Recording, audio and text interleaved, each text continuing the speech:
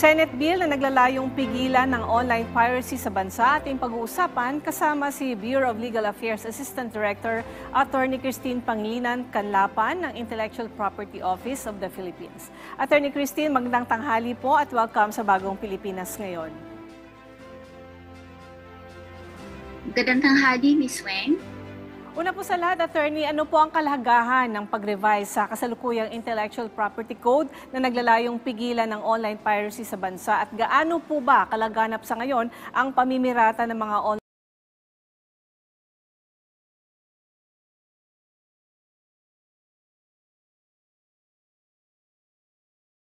copyright? Dahil ito ay naipasa noong 1998 pa. Which is nung time na yon wala pa tayong mga internet, 'di ba? Hindi pa uso yung mga social media platforms. Kaya hindi nakakasabay yung ating batas sa teknolohiya ng ating makabagong panahon. And just to give you a brief background, sa isang pag-aaral na ginawa ng Coalition Against Piracy, kung saan isang survey ang kinonduct ng YouGov, nakita dito na sa 2023, almost 60% ng ating mga Philippine consumers ay nanonood ng pirated content. At ang kanilang pag-access sa pirated content ay via social media, messaging platforms that provide access to pirated content, which comprise of 40% ng respondents. Tapos kasama din dito yung streaming or torrent piracy websites, 19%. At yung Android TV boxes or set-top boxes or streaming devices, 16%. At streaming applications for any other device, 11%. At base din sa pag-aaral na ito na sa nakalipas na 12 months, 58% ang nag-cancel ng kanilang subscription services as a result po nung pag-access nila sa mga piracy services. Yun po. At ang malaki yung nawawalang revenue sa ating government dahil dito sa mga pirated content na ito na na-access illegally via the pirate websites. At ang nakikitang dito, solusyon ay magkaroon ng piracy controls na mailalagay sa ating batas upang magkaroon ng mas maraming legal na customers at maraming revenue. Dahil ang pino-project po ng isang study by the Motion Picture Association ay by 2027, pwede magdoble ang ating investment in local online video content up to $390 million by 2027 kung mailalagay po natin itong mga nararapat na piracy controls. Attorney Christine, can you give us a brief background, no? Sa ngayon, ano lang po ba ang sakop nitong Intellectual Property Code? Sa ngayon, ang sakop lang naman ng ating Intellectual Property Code ay yung mga infringement ng ating copyright. Pero we're talking about the physical market. In terms of online market, online platforms, wala tayong batas na makapagpipigil dito sa pag-access sa ating mga pirate websites. So as of the moment, wala po tayong site blocking mechanism or law in place para po makontrol natin itong mga piracy. So may tanong lang po ako, no? Are you in coordination with the film industry din? Kasi silang unang tinatamaan pagdating sa piracy, di ba? So bilang bahagi po ng inyong suporta sa panukalang isinusulong laban sa online piracy, site blocking lang po ba ang maaari nating gawin sa mahuling namimirata online? Ano pa po iba pang paraan para mapigilan ito?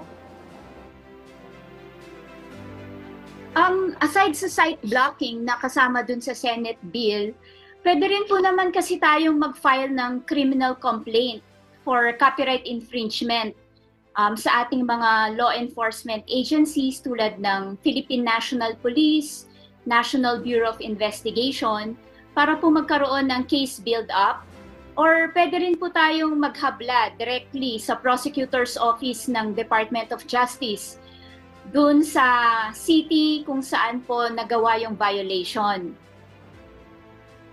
Okay. And pwede rin naman po tayong mag-file ng civil case para makarecover ng damages para sa, against sa mga tao po na nag-i-infringe sa ating intellectual property rights before the regular courts which are designated as special commercial courts. And meron din po tayong other forms of relief such as injunction para po mapigilan ang pag-livestream pa nitong mga illegal or pirated content. Available din po itong remedy na to as an IP owner. And sa IPOFIL po, meron din po tayong Bureau of Legal Affairs na nag-handle ng mga administrative cases for copyright infringement. Pero may limitasyon po ito. Dapat ang claim for damages ay hindi bababa sa 200,000 pesos. Okay.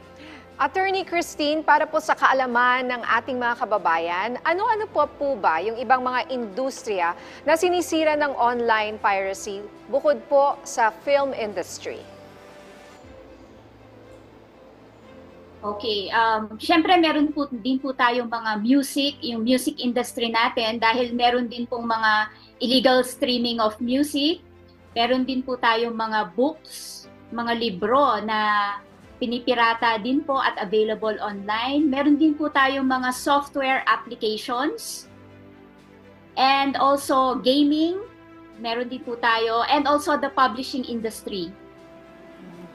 So, ma'am, karamihan naman po sa mga film applications at websites ay napakataas ng singil o presyo ng packages nito. Maging sa mga local apps and sites, paano naman po natin ito mapapababa para maging available at maiwasan ang suporta sa pirated materials? Ang nakikita po naming solusyon dito, of course, alam naman po natin yung law of supply and demand. Kung marami pong tumatangkilik sa ating mga legitimate na businesses na nagpo-provide ng ating mga film, music, content, and books, sigurado pong bababa ang presyo ng subscription dito. Pero as long as wala pong nagsusupport sa ating mga legal na businesses na nagpo-provide ng ganitong mga services, hindi po nila maibababa yung presyo. So, kailangan po ang tulong ng ating mga kapwa Pilipino para po mababa ang presyo ng mga subscription. Okay, ma'am, maraming salamat po sa inyong oras. Mensahe niyo na lang po sa ating mga kababayan, lalo na po, itong mga bumibili ng mga pirated films and other materials. Maraming salamat, Miss Nina.